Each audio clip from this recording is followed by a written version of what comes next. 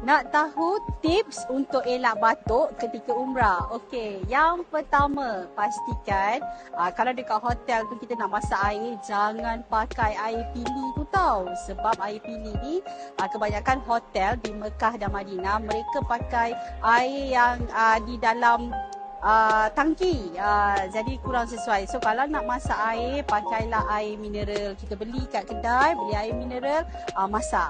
Yang kedua pula, pastikan masa nak pergi tu sebaiknya, walaupun vaksin dah tak diwajibkan, sebaiknya ambillah vaksin. Vaksin influenza, vaksin meningococcal, dan beberapa vaksin yang untuk pertahanan diri kita.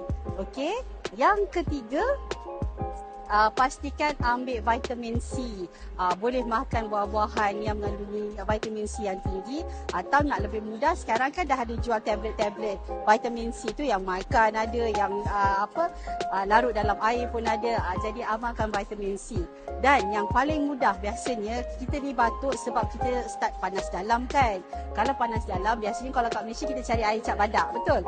Tapi kalau dekat sana macam mana nak cari air cap badak? Cap badak susah. Jadi ganti. Ada air gantinya, iaitu laban.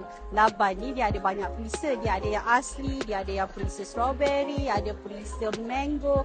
Tapi sebaiknya ambil yang original, yang tutupnya warna hijau. Semoga perkongsian ini bermanfaat. Assalamualaikum.